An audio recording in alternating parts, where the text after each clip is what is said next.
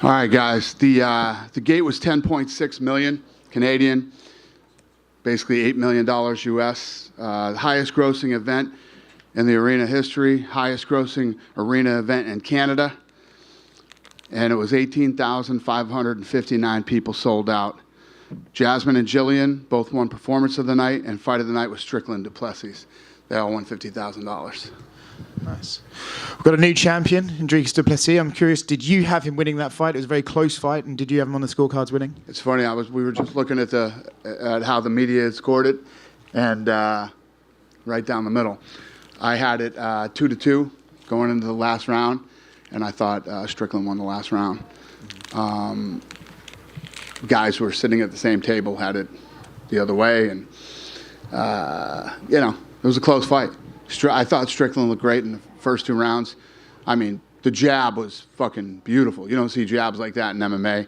And the jabs did what they're supposed to do. Both of his eyes were swollen shut. He slowed down in the 3rd and 4th. Du Plessis kept coming forward, then started mixing up takedowns and punches. And I had it even going to the 5th round. I'm like, this is the round, see who wants it. And they both started to turn it up a little bit. It's one of those tight fights. But I'm also one of these guys, I believe you have to take it from the champion. So. Sean Strickland's an interesting thing, right? Like, some of the things he says piss a lot of people off. I'm sure it can't be great for sponsors, but clearly this week he has become a massive star for the UFC. So with that in mind, do you want to give him an immediate rematch because it was such a close fight, or what do you want to do with Sean next? I don't know. I mean, eventually these two are going to end up fighting again, I'm sure. But we're not thinking about an immediate rematch right now. Okay. Dricus did call for Israel Adesanya. I know that everyone asked you about the UFC 300 main event every day at this point, I'm sure, but is that something that could potentially happen? I'll have UFC's 300's main event for you soon. Give us a hint. Huh? Give me a hint. No. Okay. New champion for the women's bantamweight division. Raquel got the job done tonight. What did you think of their fight? Yeah, I've been close to Raquel for a long time, probably 10 years. And one of the things there's many things I love about Raquel. One of the things that drives me crazy about Raquel is she does not listen to her corner ever. She literally never listens to her corner. It's amazing. She keeps winning. You stay in the middle of that octagon and you throw. You let your hands go. You don't get into the clinch with Naira. It's just. But she won. I'm happy for her. She's been at this for a long time. She's had a lot of ups and downs. Stuck it out, and she's a world champion now. You mentioned, you said before, like, one of the best things about your job is getting to put the belt around people's waists when they have been fighting for it for a long time. With her, she's been doing this forever. Is it just a nice thing? Yeah, and we're super close. So, yeah, to see her win a world title and, it's awesome. 2 more for me. Du Plessis, obviously South African. I know UFC Africa is something you've wanted to do forever. Could he be the guy that takes you there? Absolutely, positively can be the guy. Okay. Yeah. And last one outside tonight's event, there was reports that the Saudi event's been pushed back to June. I'm curious if that's true. And what about the reports where it was because of a disagreement over the card? Total bullshit. That's a straight out fucking lie. I don't know who started it or how it started, but not one fight was announced to Saudi. Not one fight was announced to him. I called and asked to push the card back. Yeah, because we had a couple of guys that we want on the card, and they weren't ready. So, listen, you know how we are. We want to deliver. And if we're going to Saudi Arabia at the level that these guys do things, and it's a fight night, but we want to make it the best fight night we've ever done. So, anybody who came out and said it was because the card wasn't good is a fucking liar.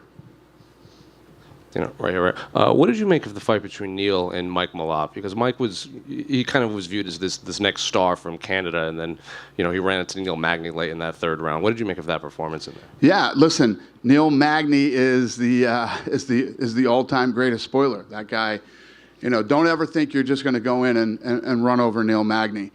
And tonight he proved it again.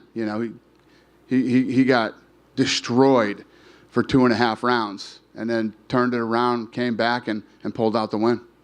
A similar question about Movsar. He another win. He kind of pushed back on the label the fans gave him as a decision maker. Like, he only wins decisions. He doesn't think that's a fair assessment because he's winning dominantly. What did you make of his performance and his possibility of fighting for the title soon? So what did he say? He's bummed out because people call him. He's not decision bummed, guy? but he says fans constantly call him, like they criticize him because he's only winning decisions and not, going out there and melting people. Yeah. Well, not everybody's a knockout or submission artist. It happens. But the thing is about Neil, I don't think that Neil's any. Look, Talking about Masvidal, Evloev against Arnold Allen, that fight. Oh! I thought you were talking about Neil Magny. All right. Yeah.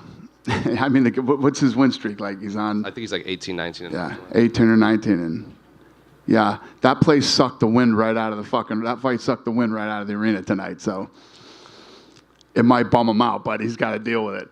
Yeah, that was the least fun fight anybody's ever seen. So he doesn't have much to complain about. You know who lost that fight? The fans. Yeah. So yeah, he doesn't have much to bitch about on that one. I don't know if you were in the arena yet or not, but did you see the Sean Woodson, Charles Jourdain decision at the end of the confusion? Have you seen anything like that before? No. Was that Buff? I just think it was a little loud in there, so no one could really hear the scorecards or who had won. Charles celebrated even though he won, and Sean Woodson shook his... So it wasn't read wrong? People just didn't hear it? Yeah. They heard it wrong? It was read correctly, but no one could really hear it. I was going to say that's a very rare Buffer mess up. Buffer doesn't mess up much, ever. Probably counting on one hand in his entire career. So, yeah, weird. The UFC on Instagram posted something about India, UFC India. Is there anything plans for an event in India? Eric in here? We created an Instagram account for India. We created an Instagram account for India. And last one for me, one last thing on the Saudi card. The people that were putting on that show said that they had requested Conor headline that card. Is that even a possibility? No. Hey, Dana, over here. But I love it, though. You know what the thing is with Saudi Arabia? These guys are like, bring us the best you got, and we'll pay for it, and we'll do this, and we'll do that. Listen, for us, it's not about the money or any of that stuff. We always want to put on the best possible card that we can. We've been that way since day one. And when you're going to a place like Saudi Arabia that does it at a level that they do it, we want to deliver. Dana, just your thoughts on Jasmine Jasvidius on the undercard. She had to fight up a weight class after her opponent. It seemed like she couldn't make the weight, and she goes out there and gets a really dominant performance, a big strike differential. Just what did you think of the way she handled things this week and going out there and getting the win? Yeah, so I talked to her after the fight, and she was like, I'm still pissed off about this whole thing, and she comes in overweight and she does this and that. Yeah, I mean, what was it was like 288 to 4. Yeah. It's a pretty good performance, yeah. And it looked like, once again, Toronto really, showing up here for the card the whole week. Everyone was buzzing. You heard the crowd here tonight. Any update on any potential Canadian dates for the rest of the year? Canada has been very good to us for many, many years. I love this place, and yes, the answer is yes. We'll be coming up here from Toronto to Vancouver. We're going to cover the entire country and get back to, business as usual as it was back in the day with Canadian fights. Is it possible you could go back to Vancouver again this year? You've gone there a lot, since COVID, and it seems like it's always a good crowd and a good turnout. Yeah, I mean, I could see us going all over the country, not just Vancouver and Toronto. And just one more thing on the undercard, Jimmy Flick got a pretty big win here tonight. His opponent missed weight, gets the win. His contract is run up. Is he someone you're looking to maybe re-sign for the flyweight division? Absolutely. Dana, if I get you over here, Sean Strickland, the story of the week, maybe the story of the last year, 14 months. There was a bit of a scuffle earlier this week. Some comments he made, some offensive comments, caused some public backlash. But I know you're not in the policy of policing your fighter's speech. But was there any discussion with UFC, ESPN, Bud Light, any sponsors about how to kind of handle this situation? Zero. At the same time, from the people in Toronto, from the fans, he received maybe one of the loudest reactions I've ever seen live. It was almost like Conor McGregor asked, "What's your impression of his star power right now? Like, does he always have to be fighting in front of crowds now? Can he still go to the UFC Apex? How do you view his drawing power?" Yeah, obviously, you heard the gate and all that stuff. That's a combination of UFC coming back to Canada and the main event. But yeah, he can fight anywhere. Any of these guys can fight anywhere. Sean Strickland was never not an issue that we thought he couldn't draw anywhere, or we don't ever really think like that. We put on the best cards that we possibly can, and you roll into a city and we do all the bells and whistles, and we hope that the fighters do their job and deliver. Did you get the sense from this week though that he's one of your top guys now? Yeah, he's a star for sure, and I think now the way that this stuff works is now, Dricus wins tonight, wins the title, and I've been talking about Africa, and maybe we start looking at South Africa and start looking at arenas and possibly doing a fight down there this year. Yeah, by the end, the crowd was going bananas for both guys. It was an amazing reaction. Just last one. Unfortunately for us Canadians, we had 9 Canadians fight, only 2 won, 0 for 7 for the guys. What's your impression of that? The return to Toronto, Ontario. How are you kind of feeling about, especially compared to Vancouver, where all the Canadians won? How was the energy kind of different? I did a scrum yesterday with the media before the weigh-ins, and this is exactly what I said. You come in, to a big hometown, home country, whatever you want to call it, fight with the crowd, the pressure, the this, the that. Tonight was a big test for these guys, and here we are. Dana here to your right. First of all, I don't know if you saw it, but the City Tavares rematch, the split decision in the end. What were your thoughts on that? The media scored it 100% for City. Yeah, I had a lot of people blowing me up saying he got screwed in that fight.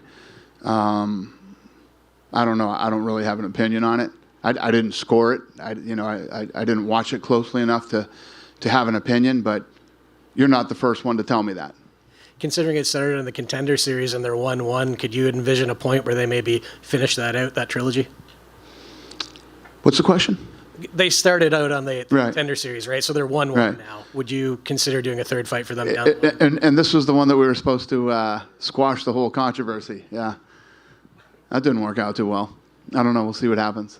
And I know you kind of answered this somewhat, but when the trash talk between Sean and Dricus got a little dark there with the child abuse and then the brawl at 296, did you ever consider going to those guys and saying, hey, this might be the one time you need to tone it down? This might be the one time you need to what? Tone it down, the trash talk? I don't tell anybody to do anything. I don't try to control any other human beings in any way, shape, or form. They do it I say it all the time, we're in the fight business, and, if you get your feelings hurt that bad, you probably shouldn't ask the type of questions when you know the answer you're going to get from Strickland. Let's start there. You know what I mean? If you ask him, you know who he is, and if you ask him a certain question, he was baited in that question. I'm not, sorry, my mistake. Not referring to that question, just, Strickland got a little... I know what you're saying. Okay. I know what you asked me. It is what it is. It's the fight business, man. Last one for me. You talked about maybe coming back to Canada. We're seeing the Saudi Arabia show this year. Are there any other destinations maybe that you haven't been to before that you'll be going back to this year that you can let us know about? Now, right now, Saudi Arabia is going to be the first place, that we've never been. And who knows, I've been saying this all week. We had this card here. We got Anaheim. We got Miami. We got 300. We got Mexico City. And we have the Sphere. We have a ton of and that doesn't include International Fight Week. We got a ton of badass fights lined up this year. And as those play out, they will determine where we go in October, November, and December. So who knows where we could end up by the end of this year. Thanks, Dana. Yep. Dana over here. Yep. Raquel Pennington was saying kind of all week that this fight was originally supposed to be her and Juliana Pena, and we know Juliana was injured. She called her out in the cage saying this is a fight she's wanted since The Ultimate Fighter 10 years ago. Is it a pretty safe bet if Juliana gets healthy, that's the direction to go for her first title defense? Yeah, could happen, yeah. I mean, I sitting right here now, I don't know what Juliana's situation is, but yeah, I mean, they're eventually going to fight. Yeah, and as far as the middleweight title, you have Khamzat Chimaev out there tweeting to Dricus right now saying, see you at UFC 300. We know Dricus versus Adesanya is a huge fight too. What is going to be the process you guys take in figuring out what Dricus's next title defense will be? Because those are obviously both huge fights. We'll figure this out Tuesday. We'll probably announce it next week. Okay. Do you know what Izzy's availability is? Is he trying to fight again this year? Do I know... Israel Adesanya, is he looking to come back sooner than later? Do you know? We'll find out next week. Okay, thank you. Okay. Dana, I just want to go back. You were talking about you obviously give a long leash to your fighters about, what they can say when they are up there with a UFC microphone and you are getting into territory of homophobia, transphobia. Like, is there... I don't give anybody a leash. Well, I'm saying you... A leash? like... Free speech. I control what people say. Going to tell people what to believe. Going to tell people... I don't fucking tell any other human being what to say, what to think, and there's no leashes on any of them. What is your question? I was asking that question. I'll move on, though. Yeah, probably a good idea. That's ridiculous to say I give somebody a leash. Free speech, brother. People can say whatever they want, and they can believe whatever they want. And I don't think there's any... We had two gay women who fought in the co-main event. They sat on the stage with Sean Strickland. They could give a shit what Sean Strickland thinks or what he says or what his beliefs are or what his opinions are. You know what I mean? Go ahead. What do you got?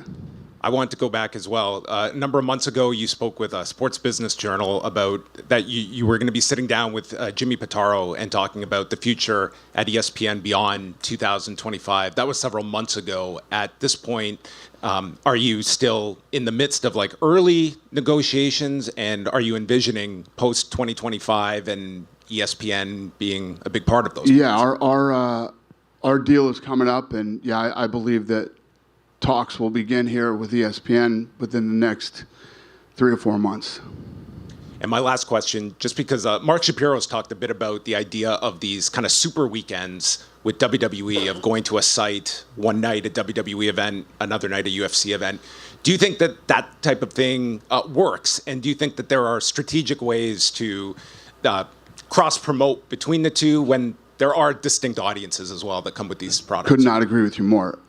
I don't think, what I think is, if you take a city, I don't know, let's take a city like New York, Los Angeles, and any of the major cities, and you have both events the same weekend, right? I think you're going to bring in a lot of people that aren't the same people. And I think it would be very big for some of these major cities. I think it's what you're looking for is an economic impact. You want hotels to be sold out. You want restaurants to be filled. You want people out shopping and hanging out. And yeah, I think that the WWE, the UFC, and a lot of other of our properties could definitely do that. Would those likely be international destinations, or? I think they could be anywhere. I think they could be international. I think they could be in the United States. We could literally do that anywhere. We both have, between us and the UFC, we both have pretty big followings, and I agree with you that they're not the same fan base. All right, thanks. Yep. Hey, Dana, right here. You watched some local Canadian MMA last night at the Unified event, and from all accounts, it was a strong card.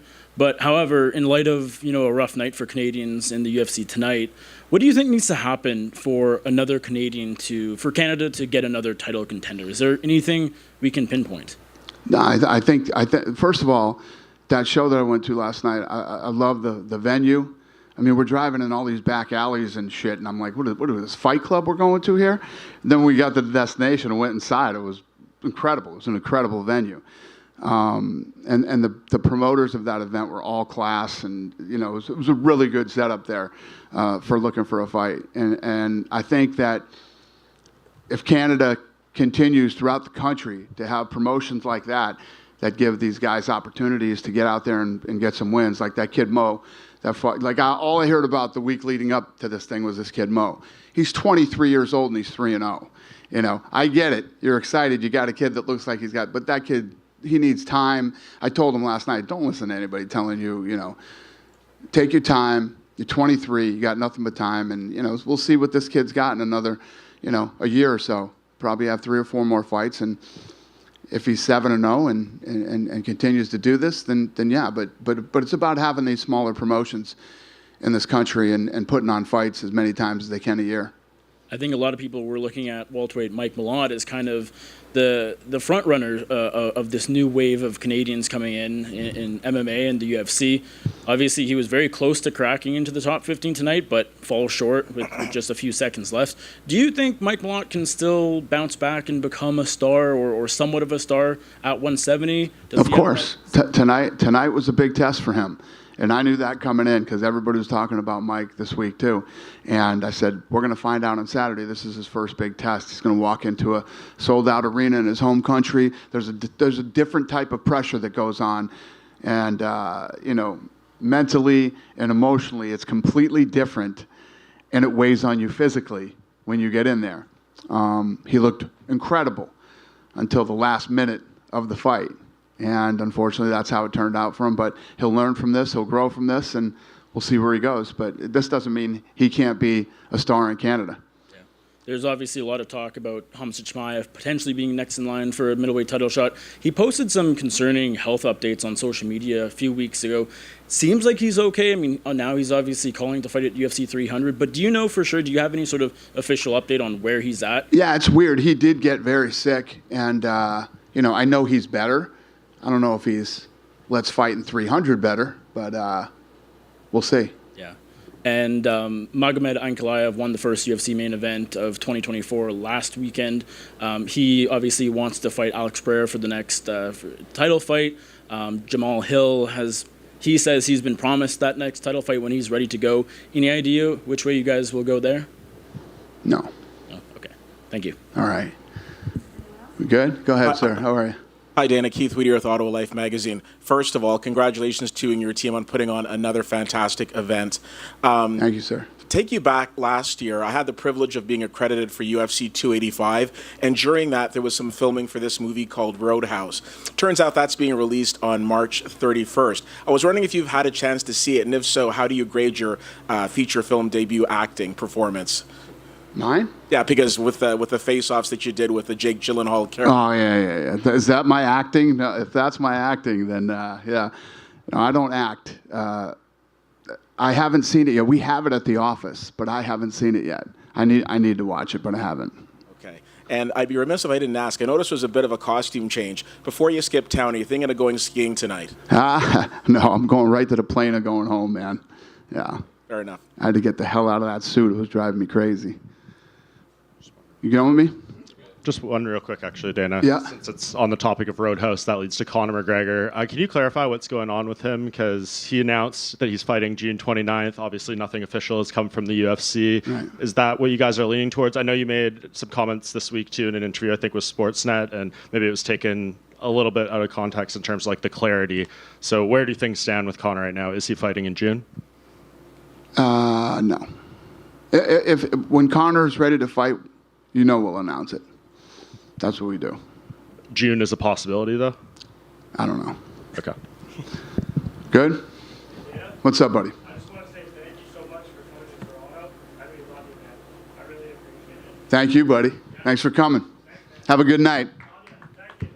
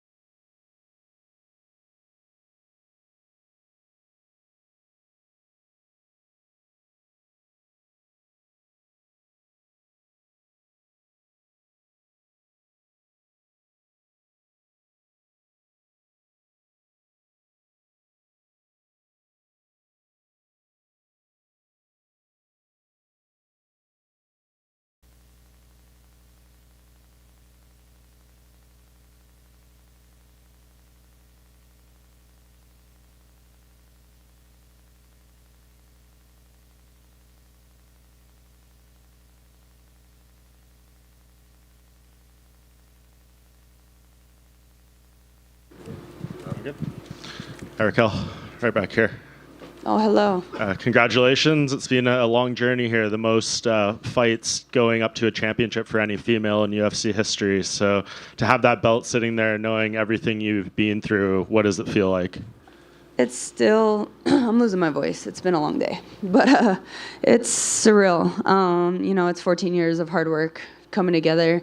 I don't know. I'm still trying to take it all in. When did you feel the tide really turned in your favor in that fight? Obviously, you probably knew she was going to start strong, and maybe you would be able to break her down and do that over the course of the rounds. Did it kind of play out as you hoped and expected in that sense, or was there maybe some surprises in the momentum shifts of the fight? I think for me, obviously, I'm my biggest critic, so I wanted a totally different fight for myself for a world title fight. But, there's a lot of good things to come out of that. And I think everybody knows with me, I have cardio for days. And so as the rounds go on, that's my strength. But it was, I don't know. I walked out and I was extremely calm. And I was like, this is really weird. And so I felt like I started a little slow in the first round and kind of just adjusting to everything. But it worked out in my favor. Yeah. Going through a fight like that, Dana was in here and he said, he loves you. We know you guys have a long relationship and history together, but he said it drives him crazy that you never listen to your corner. Were you not listening as much as you wanted in that fight, or what's kind of your reaction to that statement from him? Well, my corners were yelling at me to let my hands go, and Dana has told me since The Ultimate Fighter, there's no reason I shouldn't be knocking people out. He already found me and lectured me on that one, and yelled at me too that I drive him nuts and I should have let my hands go a lot more. So what do you change in that regard going forward? Because look where it's led you. You can't debate the results and doing whatever you're doing. So what adjustments do you make? I'm constantly climbing mountains. I'm constantly growing. And so one thing for me is, I learned a lot on this journey back to the world title and being here, and even some of the struggles that I've had to overcome this week. And, I believe, I freaking did it after 14 years of hard work, blood, sweat, and tears. And so there's no more question. I go back, and now, I sit here and preach all the time about having fun. It's time to really have fun, to truly just believe in every single aspect. And tonight when I was dropping some bombs, I seen it written across all her face, and it was just all right, okay, here it is. And so, I think that's the goal for myself coming out is, let them fly. And just last thing for me, you called out Juliana Pena in the cage. Dana was here. He said that seems to be likely the fight based on her health. For people who maybe aren't aware of the history between you two, can you kind of explain a little bit, and I guess what beating her in your first title defense would mean to you? Yeah, that's the fight that makes sense. I honestly thought for the world title it would be me and Juliana, but she's still injured. That relationship just goes back to 2013 when we were both on The Ultimate Fighter.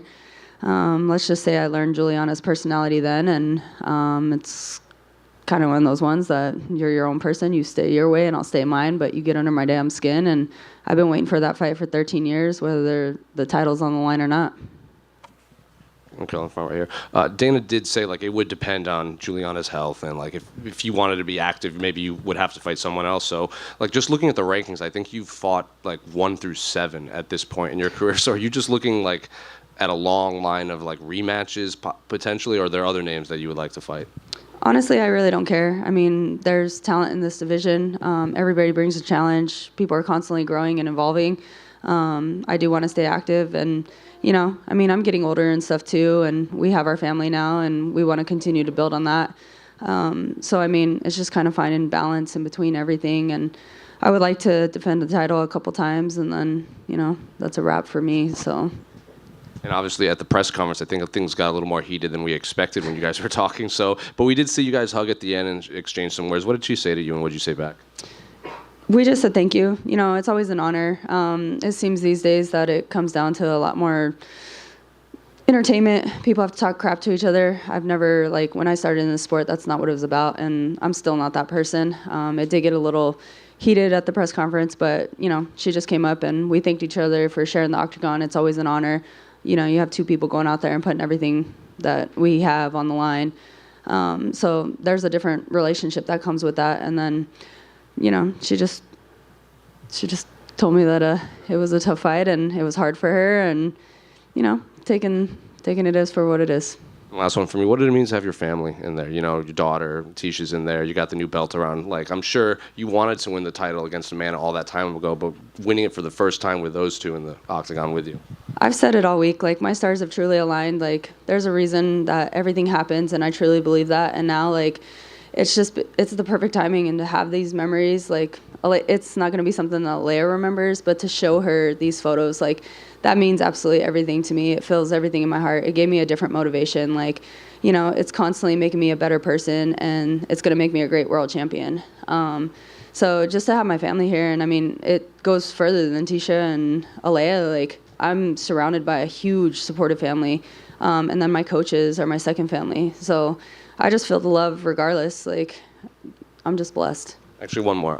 Have you thought about those conversations you're going to have with her? Like, she's obviously not going to remember them now, but you can pull photos up and be like, look, like, I have the belt and you were there. Yeah, I'm going to show her how awesome it is, but I'm going to remind her we're going to do self-defense and no fighting, no fighting. Raquel, at times, I don't know, the crowd got a little bit restless. Maybe the action wasn't going the way they wanted to go. Does that register you at all during this 5-round fight with Mara? No, at the end of the day, like, they're not in there, you know? People, they look on the outside and they want to see different things, but when you're actually in there and you're putting in work, whether it's up against the cage or it's a grind, like, it's hard, it's tough, and positions are very different. So, I mean, of course, people, they hear fighting and they want to see knockouts, they want to see blood, like, people are just very aggressive with that, and that's going to be sports fans for you. But for me, like, at the end of the day, I had a goal, and whether it's pretty or not, like, I achieved my goal. Miesha Tate, past opponent of yours, your coach on The Ultimate Fighter. I know it seems like a lifetime ago now, but she praised you guys on social media. She thought you guys had a great fight. What does it mean, you know, hearing about her support and other of your peers who probably sent you positive messages after the fight? It's absolutely awesome, you know. I mean, we're all out here, we're grinding, and we're working hard. You're going to have those athletes who, they talk their crap and stuff, but, you know, Miesha, I mean, she's one of the pioneers of the sport, and I remember when I fought her back in 2016 now, at Madison Square Garden.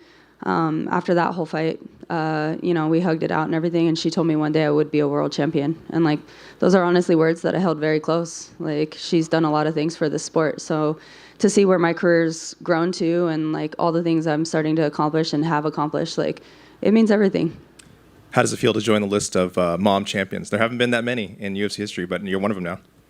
It's wild. Like, I'm still taking everything in right now. Like, I have the UFC world title right in front of me. Like, I am the bantamweight champion of the world. Raquel, just over here. When you were at Media Day on Wednesday, you were stating how great your mindset was throughout this camp going into this fight and trying to just treat it like any other fight. Was that the case as the days got closer, the hours got closer, or were you just having a great poker face this week going into it? No, I mean, it's been a great week, and my mindset has been really good. Today was actually a very interesting day for me. Like, I mean, people want to learn the story behind things, and so this is one of them. Like, I woke up this morning, and to be in this position, like, this is something people dream of. This is what I've dreamed of, again, for the last 5 years, but this is something I've worked hard for. And, you know, I remember back in the day, I said I wanted to be one of the first women into the UFC, and people laughed at me, and I was like, and then I'm going to be a champion, and people laughed at me again. And to get here, and I woke up this morning and, like, literally questioned everything. I mean, if you can't hear it in my voice, like, I woke up so sick, and I had to spend a lot of the morning talking with my coaches, my sports psychologist, Tisha. Like, I had to dig deep and pull out and, like, really find the champion mindset, because as a person, like, I did break this morning. But, I mean, it wasn't a poker face all week. Like, I've been solid in my thoughts and everything that I was going to go out there and do. And then it took one, you know, I sat here and did a session with my sports psychologist and slowly started gathering myself. And then they brought my little girl around, and I seen how beautiful she looked. And I was like, all right, like, I'm not quitting. I'm going out there and I'm doing this. It doesn't matter how I feel. Congratulations. Thank you. We good?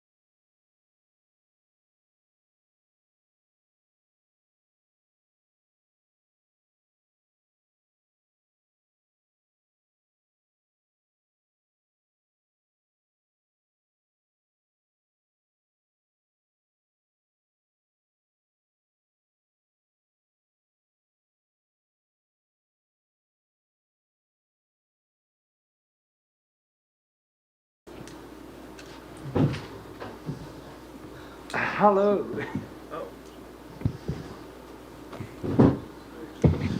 Hello. Hello. Good night. Morning. Anybody up for some breakfast? First of all, congratulations on the win. Great fight. Talk to us about the emotions of actually having that belt in front of you, winning the world title and becoming champion. Wow. I mean, let's just talk about the emotions I felt when we started hearing one judge, and now I go, oh, shit. Because I honestly thought I did enough until but it was a close fight, I'd make no mistake. But I thought I had it. And then when that split decision came, I just went, okay, this is 100% 50-50. And when they said and knew, it felt like 15 years of work, of dreaming, of sacrificing, of everything came together in one single sentence. It's incredible. It feels surreal. It's amazing. The fight itself, right, it was very close. You know, some people are going to have it for him, some are going to have it for you. You are satisfied with your performance and you do feel like you did enough to win the fight? Yeah, I thought I did enough to win the fight. It was definitely a close fight. I definitely gave him the first round and I made the necessary adjustments to, in the fifth round, I didn't give him the round. I thought at the end, I don't know how they scored it, to be honest. Listen, it was a close fight. I'm not going to lie. It was one of those fights where there wasn't even time to really think of what is happening. But I do believe with the takedowns that I got, it was very back and forth with the striking, one for him, one for me. And I tried to stay ahead with the takedowns. By round 4 and 5, he did a good job of defending those, but obviously my takedowns got a bit sloppy. And he started, reading them. But those takedowns weren't really for getting a takedown. They were more to disrupt his game plan. But at the end of the day, I went toe-to-toe with the, self-proclaimed, and some people think, best boxer in the UFC. Yeah, I want to talk about his boxing, right? Everyone knows that he's a good boxer, but when you're in there and you're dealing with that jab, especially in the earlier part of the fight, are you thinking to yourself, oh yeah, he is as good as they say? Yeah, no, listen, he is good. He's definitely good. He caught me in the first round with the jab, and then I realized I can't let him get away with that jab because my game plan was obviously first 2 rounds, our plan was 100% to fight his fight, not to go out and fight the way that I fight. You'll see how the fight changed. I went more to my style, but that was our game plan. For the first 2 rounds, he jabs, I jab, to nothing serious. And then from round number 3, we start turning it up. And obviously, I had a lot of people to prove wrong with my gas tank, and I believe I did that tonight. You called for Israel after the fight. I mean, there's been a lot of talk about how the result of this fight might have effects on UFC 300. I mean, I can see your face. You're wearing a little bit of damage. Do you think you could turn around that quick? And if not, is Israel still the guy that you'd like to fight? A little bit of damage. Do you remember how handsome I was before this fight? I look like a cauliflower now. But, I mean, I'm pretty banged up right now. I don't feel like... Listen, I'm up for another round if they want to go right now. But... yeah, I don't want to put a timeline on it, but UFC 300 sounds amazing. And just to be, for the last one, Israel Adesanya is the guy you want, right? There's still some personal issues there that you'd like to resolve, and you think that sort of fight is the one that's perfect for your first title defense? Oh, no, it's nothing personal. It's not personal at all. That's just the fight the fans want to see. I want to fight the best competition.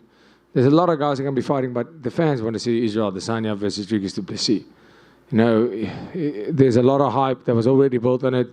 If the fans go, if there's some way they start tracking and saying, listen, the fans don't really want to see Adesanya versus Du Plessis, we don't do that fight. It's fine to me. I don't care who it is. But that's just a fight on top of my head that I think the people want to see, and that's going to, get a lot of people excited. Dricus, right here. Sean just tweeted saying that he was referencing a headbutt in the fight, made it difficult to see, but he did give you congratulations and props on the fight. Did you notice any headbutt in there from either you or him? No. I can't say that I can't say that I did. It's the first I'm hearing of it. No, I didn't feel a headbutt. Did he say I headbutted him? He said, this is him saying, he said, well, fuck, man, that headbutt really made it difficult to see, but I thought I thought we got the job done, on to the next one? No, I can't remember any headbutt. Dana was in here, and when we asked him about, South African champion bringing the UFC to South Africa, he said absolutely. He seemed pretty adamant about it. So are you going to kind of get in his ear now that you have the belt, like it's now or never, essentially? Yeah, it's going to be now for a long time, but yeah, I think it's time. I think we've worked our asses off to get this event to Africa and South Africa, and it's time that happens. Just so for the record, is there some people that think I lost the fight? Dana said it? Well, bullshit. Kind of going off of the South Africa talk, what went through your mind when you saw the crowd? They showed it in the arena on the big screen, the fans in South Africa watching your fight and cheering when you got the belt. Yeah, that was that was absolutely incredible. There's one thing about South Africa that I think if the UFC goes there, the whole world is going to see. You have never felt a vibe when it comes to sport like South Africa. And last one for me, what do you want your title reign to be? Because lately we see these champions, they get one or two defenses and then they start talking about going up. The middleweight division right now is pretty wide open with contenders that haven't fought for the belt or fought you. Do you want to, go after these title defense records? Do you want double champ status? What do you ultimately want your reign to be? Yeah, listen, I want to do what is expected, because do I want double champ status? Absolutely. But I'm willing to earn that. If there's contenders that make sense, I don't want to fight contenders that doesn't make sense. Fighting Israel Adesanya makes sense. Fighting guys that deserve the title shots makes sense. But I don't want to just fight somebody because I don't want to be Israel Adesanya that fought Sean Strickland. Yeah, Strickland won that fight, but they should have never fought, in my opinion. When you say contenders that don't make sense, do you mean fighters like Hamzat, who maybe haven't fought a middleweight ranks? Because he's also tweeting like, see you soon, and referencing UFC 300. Yeah, but he said that to John Jones. So, I mean, who takes that guy seriously anyway? Dricus over here. Beyond the facial injuries, are there any other injuries you're dealing with? Yeah, I mean, the body feels pretty banged up right now, but I can't say for sure how severe these injuries are. You were having a lot of success with the kicks throughout the fight. Was that something that you saw going into this that would be a key part of your strategy, or was that something that just became available throughout the fight and you saw the success and kept with it? Yeah, no. This is something we worked, we saw in all of his fights. He's really good at evading these kicks. We saw with Israel Adesanya, he wasn't very successful with his kicks because of Sean's defense. I got a few good head kicks in. I got a few good low kicks in. It was just the timing that we had figured out a little bit better than Izzy did in that fight. But yeah, anytime you're going to fight a guy with a strong and good jab, I thought, my coaches, Coach Manofa, so he's obviously a genius when it comes to these things. We looked at the fight and said, that's how we're going to take care of a jab. And those kicks did start to hurt him by round number 3. 100%. Time in your career. Can you just tell us, especially that going into the 5th round, sort of what your corner is telling you, and mentally, are you just on autopilot at that point? Like, take us through your emotions, just preparing for those final 5 minutes. No, not at all. I mean, I went into the 5th round and I said to my coach, wow, can you believe it? I guess I have a gas tank. And he said, this is the last 15 minutes of your life. And I said, damn straight. And we basically, I was happy to be there in that 5th round. It was, damn, I feel great for a 5th round. When we went to the 4th round, I felt, damn, I'm going to prove a lot of people wrong tonight. Dricus right here.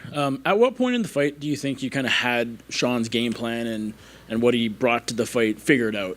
It seemed like in the first round he was kind of establishing the jab and whatnot, but the commentary mentioned that by round, maybe the end of the 2nd, he really started to get a bit closer to him and started landing more punches, and that continued for the rest of the fight. Where do you sort of think you figured him out? Yeah, exactly that. I think the first 2 rounds we spent, and that was our plan, to fight his fight, to see where it is. Obviously, keep him on the back foot. It's a lot easier said than done to keep him on the back foot because he comes forward. And he has a very strong, how can I say, his march. He doesn't storm forward, but he has a strong march. the way he moves, it makes it hard to push him backwards. But I just kept on putting the pressure on Sean every time he jabbed, moving forward. Yeah, I took a couple of punches more than I would have liked, but keeping him, every time he hits, I move forward. And, even him being the cardio machine that he is by the third round, you can't keep on fighting with that kind of pressure. He got tired. And that's where I really started landing more and more. I think it was in rounds 2 or 3 when your eye started really swelling up. Obviously, I think you can see out of it, but was there any visibility issues, and was there a concern in the corner that it could get worse? Yeah, I mean, kudos to the cut man on that. He hit me with a jab in the first. I didn't feel it really. I could feel he got me, and all of a sudden I just felt this thing in my eye, but it didn't hurt. And his corner screamed and said, "He's already bleeding." And I thought, shit, am I really bleeding? And then in the second, he caught me on this eye again, I think. And all of a sudden, this eye went completely shut. Like I couldn't see, and I was like, come on. One eye. And that was the first time for me in a fight where my eye was completely shut for a while. I couldn't see. And then I went back to the corner. They put the ice thing on it, and the swelling went down immediately. So kudos to the cut man, it helped a lot. And then I cut him. We spoke about it in the doctor's rooms, and I caught him with a big punch, and his eye started bleeding. And I looked at the blood flowing, and I said, I hope that goes into his eyes. And he said, and I look at him, and I'm like, that has to be in your eyes, come on. And he went like this. And I said, gotcha. And he tried not to wipe, so I can't see it's in his eyes.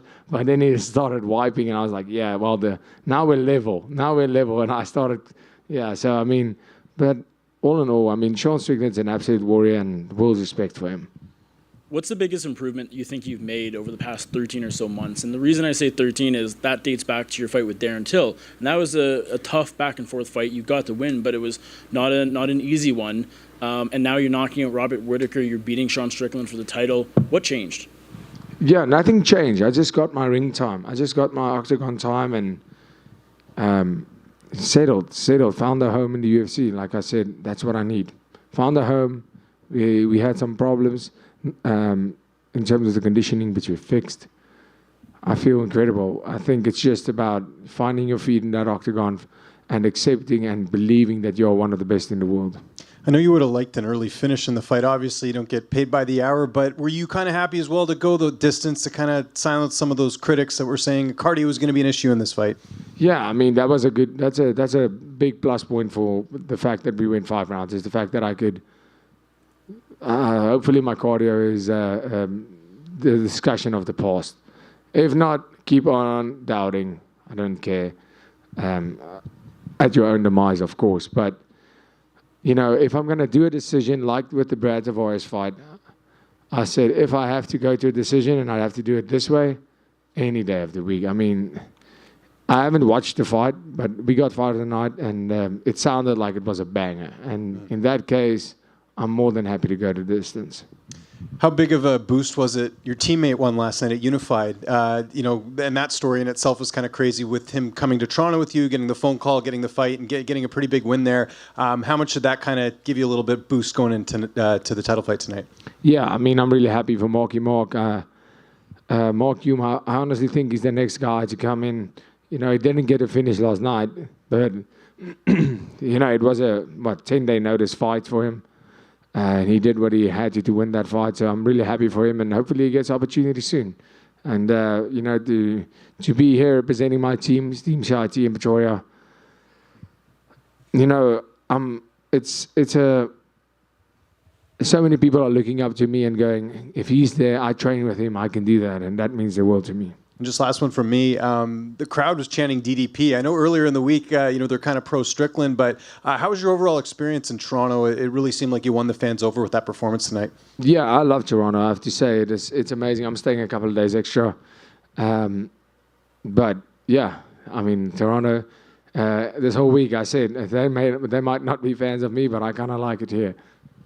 Dricus right up front here. Just to sort of follow up on that question, could you sense during the fight that the support was changing a little? Because I could tell you, it seemed very pro Strickland at first, and was till the end as well. But then your cheering section got super loud. Could you sense that while you were fighting? Yeah, no, I heard it when they started DDP. I was like, oh man, these guys ain't loyal. If the UFC were to go to South Africa, would it have to be Johannesburg or Cape Town? Is there another city I'm just neglecting to mention? Would it have to be one of those? No, yeah, well, it'd probably be Pretoria, Johannesburg, Cape Town, one of those. But I mean, there's a lot of great places the UFC can go in South Africa. And there's been a lot of great athletes to come out of your country. Where do you feel this ranks you among the best athletes that South Africa has ever produced? That's a very, very hard question. Right now, one of the best, and like I plan on being, I want to be known as the greatest ever. Dricus, right here. I know you had mentioned a little bit ago maybe the possibility of the future being a double champion. That's an aspiration and a goal. The light heavyweight champion Alex Pereira was in Sean's corner tonight, and that news seemed to come out like a couple hours before the fight. Did you notice him there when you, I guess, were waiting for Sean to come out? And what did you think of Alex cornering Sean tonight? No. I didn't notice him at all until I saw him in the cage after the fight. And, yeah, well, whatever. Are you a little surprised that he would jump in there and do that? Yeah, no, I'm not. I mean, take all the help you can get, man. Thank you. Dricus, just looking back quickly on sort of how you got here. How cool is it? It's a bit niche, but is it cool to be the only fighter who's ever won titles in EFC, KSW, and now the UFC? Yeah, that's pretty amazing. To go out and say every single organization I've ever fought in, I've been a champion. That's great. I mean, it shows consistency over a whole career. It shows consistency over my career since the age of 19. I've always had the aspiration, no matter where I am, no matter where I fight, to be the best. Keith Whittier, Ottawa Life Magazine. Congratulations on the win and realizing your dream. What is the next week going to look like for you in terms of like the celebration? Jeez, I don't know. I'll probably go. Yeah, I'm going to drink a lot of beer. That's about it. That's how much I can answer you. It's going to be. I'm going to be in Canada and enjoy the food scene. Definitely eat a lot. Enjoy the Super Bowl Sunday. Or is it now? It's Sunday's tomorrow, right? Like 3 weeks. No. But I mean, it's the playoffs now, right? Yeah, that thing. We don't have football in South Africa, so. But I know when they play, it's amazing. The vibe is awesome, and well, basically any situation where I can drink beer, it's going to be great. So there's going to be a party. And the food scene in Toronto looks amazing, so I'm going to test that out. And then we're going to South Africa, and then the real party starts. Nice. And a very touching moment in the octagon after with your family. I was wondering if you could touch on that, because you spoke about bringing about 100 or so people over for the fight, and obviously it turned out the way that you wanted. And it was wonderful seeing you with your family inside the octagon after. Can you encapsulate what that moment meant for you? Yeah, absolutely incredible. I mean, to have my mom and dad there, both my brothers in my corner, meant the absolute world. My dad. My first amateur world title, I fought for a K1 a world title in Slovakia when I was 18 years old. And for a South African, that was also unheard of, impossible. They said it won't happen. Even South Africa, the coaches in South Africa said that's not happening because we just don't compete at the level that these guys do. And I made it happen. I became a junior world champion. And I promised my dad that one day I will give him the UFC world title. I promised that him. To be able to see how proud my dad is of me and all the support and love that my mom and dad has been giving me my whole life, my whole career, and they supported this. They wanted this just as bad as I did. And to be able to give them this belt meant the absolute world. You getting a parade? I don't know. I'll see. That'll be nice. I would like a parade. Thank you so much, guys. I appreciate all of you. Thank you.